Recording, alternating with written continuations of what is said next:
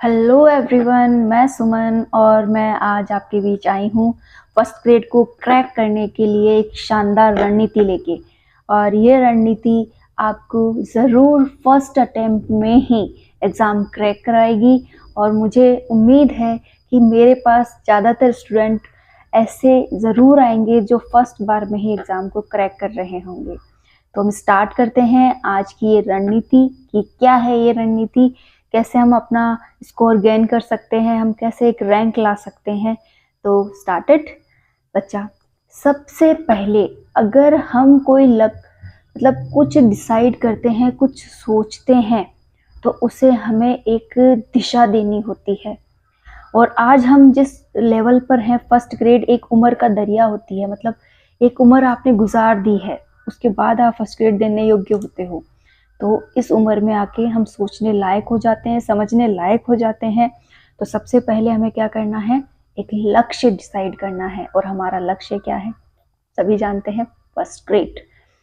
मेरा मानना है कि कुछ चीज़ें ऐसी होती हैं कि जो आंखों के सामने रहें तो वो ज़्यादा पावरफुली हमें अपनी ओर अट्रैक्ट करती हैं। तो सबसे पहले आप फर्स्ट ग्रेड जो कि आपका सपना है, इसे लिख के अपनी आंखों के सामने रखिए। मेरे कहने का मतलब है कि आपकी स्टडी टेबल पर फर्स्ट ग्रेड लिखा हुआ होना चाहिए, चाहे वो दरवाजे पर हो। अगर आप दुनिया से छुपाना चाहते हैं तो अपने दरवाजे के पीछे ही लिख लीजिए, बंद होने पे तो आपको दिखेगा।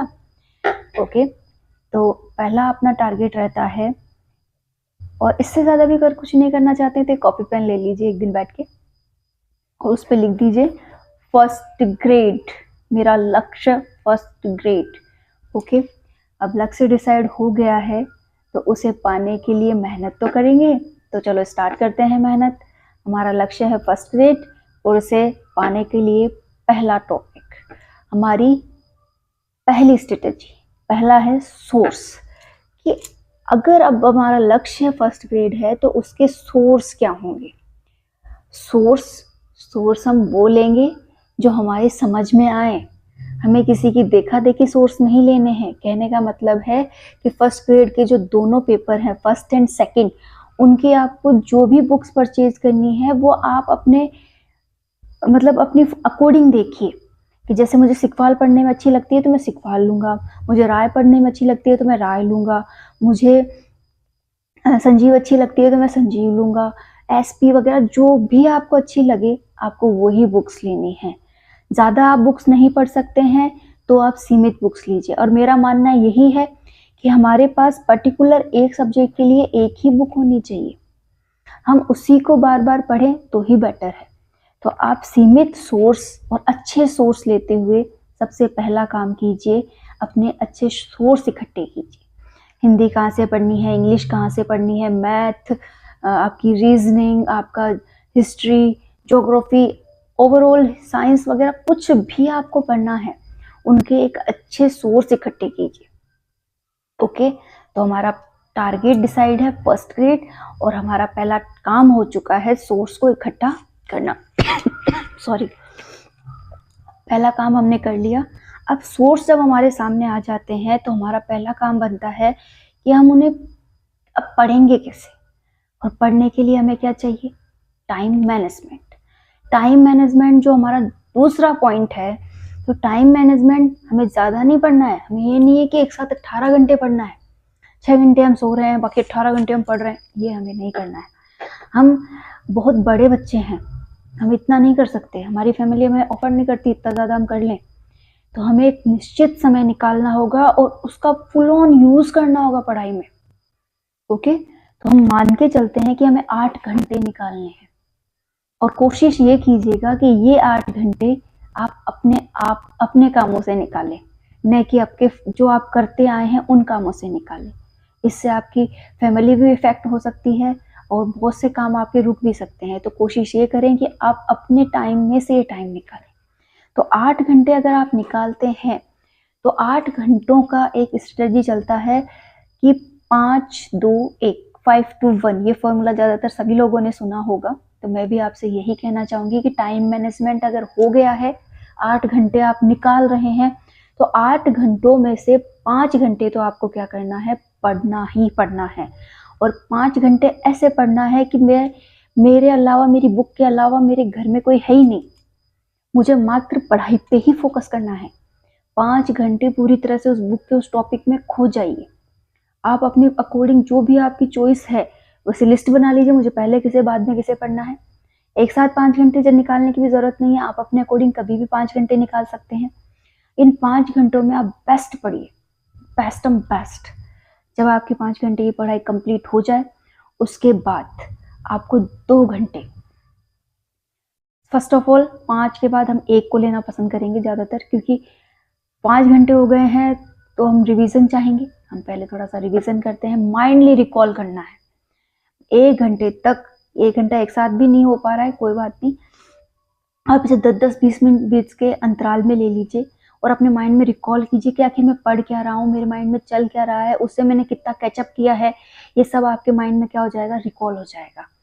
अब आपको क्या करना है कि जो जो चीज़ें आपको नहीं आई, जो रिकॉलिंग में नज़र नहीं आई, उन टॉपिक्स को जो आपने पढ़ लिया है, अब आप उन्हें फिर से उठाइए। वो 2 घंटे काम आएंगे, उन्हें फिर से उठाइए। माइंड में एक बार जो भी चीज़ें नहीं थी उन्हें एक बार पढ़ लीजिए, समझ में आ गई। अब आपको उन्हीं टॉपिक्स के क्या करने हैं, शॉर्ट नोट्स बनाने हैं, जो आज आपने 5 घंटों में पढ़े थे। उनके शॉर्ट नोट्स ऐसे नहीं है पूरी पोथी लिखने बैठ गए, पोथी नहीं लिखनी है हमें। हमें उनमें से, यानी 10 लाइन में से अगर आप सेलेक्टिव पॉइंट्स निकाले तो मात्र 2 ही निकलने चाहिए, 2 ही लाइन्स निकलनी चाहिए। कि हमें 2 लाइन्स में 10 लाइन को समेटना है। और एक वक्त तो ऐसा आएगा कि आप उन 10 लाइन को 1 लाइन में या आधी लाइन में ही समेटने लग जाएंगे, क्योंकि हमें वर्ड्स नहीं लिखने होते हैं, उनमें से इंपॉर्टेंट पॉइंट्स ही निकालने होते हैं। तो बच्चा, अपने नोट्स को शॉर्ट नोट्स में आप डेवलप कर लीजिएगा और आपकी स्टडी को आप बहुत ही ज़्यादा ध्यान से कीजिए, ध्यान को इधर उधर भटकने मत दीजिए। तो आपका दूसरा काम कंप्लीट हो जाएगा, टाइम मैनेजमेंट। और अब आता है हमारा तीसरा पॉइंट, और तीसरा पॉइंट है हमारा प्रैक्टिस। पढ़ लिया, सब कुछ कर लिया, लेकिन बिना प्रैक्टिस कोई भी कंपटीशन एग्जाम क्रैक हो ही नहीं सकता, क्योंकि वहाँ भी हमें टाइम मैनेजमेंट करना होता है। 1.5 घंटे का पेपर है, 3 घंटे का पेपर है, इतनी जल्दी ये सॉल्व करो, कुछ मैथ्स का करो, कुछ इंग्लिश का करो, तो बहुत टाइम चला जाता है। तो बच्चा, अब आपको क्या करनी है, प्रैक्टिस। प्रैक्टिस का समय आप ऐसे मान लीजिए कि आपको 1 घंटा एक्स्ट्रा कहीं ना कहीं से निकालना ही होगा, वो आप निकालिए, प्रैक्टिस रोज कीजिए। प्रैक्टिस होने के बाद आपका आता है 5वां पॉइंट, कि अब हमें ये बात ध्यान में रखनी होगी कि चलन ऐसा चल गया है कि हमें थोड़ी बहुत टेस्ट सीरीज ले ली या कुछ अदर टॉपिक्स जो हमें नहीं आ रहे थे उन्हें कहीं से पढ़ लिया, तो हम वो भी इसमें कर सकते हैं। एंड 6 जो मैं कहना चाहूँगी वो है रिवीजन, कि हमें हमारे कोर्स को एग्ज़ाम से पहले 2 या 3 या 4 बार, जितना आपकी फुर्सत हो सके, रिवाइज पे रिवाइज करता रहना चाहिए। कि ऐसा नहीं कि एग्ज़ाम आने वाले हैं और हमारा एक बार भी कोर्स नहीं हुआ है, तो ये बात नहीं होनी चाहिए। डरिए मत, जो टॉपिक आ रहा है वो बहुत अच्छा है, और जो नहीं आ रहा है उन्हें भी आप पढ़ के उसी समय कंप्लीट करने की कोशिश कीजिए। नहीं हो रहा है फिर छोड़ दीजिए, लेकिन कोई भी ड्यू टॉपिक ना रखिए। सभी टॉपिक को टाइम दीजिए, सभी टॉपिक को पढ़िए और ध्यान से पढ़िए, वो ज़रूर आएगा। एक बार पढ़ने से नहीं आ रहा, 2 बार पढ़िए, ज़रूर आपको वो टॉपिक समझ में आएगा। अरे आजकल तो आपके घर पे ही टीचर अवेलेबल है, आपका फ़ोन, उसको अदर चीज़ों में यूज़ मत लीजिए। जो टॉपिक आपको क्लियर नहीं हो रहे हैं उन टॉपिक्स को ही आप उसमें पढ़ सकते हैं। ओके, तो आपको ये काम वहाँ पे करना होगा। फिर हम चलते हैं कुछ खास पॉइंट्स की तरफ। रिवीजन हो गया, बच्चा थोड़ा बहुत माइंड को फ्रेश भी रखिएगा, पढ़ते रहिए, अपने परिवार को भी समय देते रहिए, और अपने आप को आप इतना मोटिवेट रखिए कि कोई भी परेशानी आपको अपने लक्ष्य से डाइवर्ट ना कर सके। आप जिस परिस्थितियों पर हैं, आप जिस लेवल पर हैं और आपकी जो उम्र है, वहाँ पर फैमिली का बर्डन भी आ जाता है, आपको उन्हें कमा के भी देना होता है, ये बहुत कुछ है आपकी लाइफ में। तो बच्चा, उन्हें अपने आप पे हावी ना होने दें। अगर आपसे कहा जाए कि आप फैमिली के अंदर सपोर्ट कीजिए, थोड़ी अर्निंग कीजिए, कमा के दीजिए, तो आप कर सकते हैं, कोई बड़ी बात नहीं है। कैसे? ये जैसे मान लीजिए कि आप साइंस स्टूडेंट हैं, तो आप 2 घंटे की फाउंडेशन क्लास ज्वाइन कर लीजिए। आपको 2 घंटे वहाँ पढ़ाना होगा, और पढ़ाना भी क्या होगा, जो टॉपिक आपने रात को पढ़ा है। ओके, तो इससे क्या होगा, आपका माइंड रिकॉल होगा, आप दूसरों को पढ़ाएंगे तो आप और बेस्ट पढ़ेंगे, इससे कोई नुकसान नहीं होता है। बस ये है कि एक्स्ट्रा टाइम नहीं देना है, 5 घंटे क्लासेस नहीं लेनी, मात्र 2 घंटे। 2 घंटे में आप इतना कमा लाएंगे कि बोल सकेंगे कि हाँ मम्मी ये 10,000 ले लीजिए, 5,000 ले लीजिए, मुझे 1 साल का टाइम दे दीजिए, मैं आपके लिए केवल इतनी अर्निंग करके ला रहा हूँ और कुछ समय बाद मैं आपके सारे सपने ज़रूर पूरे कर दूंगा। और मेरा मानना तो ये है कि अगर आपने प्यार से और पूरे समर्पण के साथ पढ़ाई भी की है और प्यार से अगर माँ बाप से बात की है ना, तो वो आपको टाइम वैसे ही दे देंगे। तो बच्चा, अगर आपको लगता है कि आप बहुत अच्छे से कर लेंगे, तो प्लीज़ एंड बहुत ज़्यादा रिक्वेस्टली बोल रही हूँ, पूरी तरह से समर्पित होकर पढ़िए, टाइम बर्बाद मत कीजिए, और अगर आपसे नहीं हो रहा है तो छोड़ दीजिए, छोड़ के और अपने लक्ष्य को दूसरा लक्ष्य बना लीजिए। लेकिन अगर आप इसे करना चाहते हैं तो पूरे मन से कीजिएगा, और सोचने से कभी किसी का कुछ नहीं हुआ है, जो भी होगा मेहनत से होगा।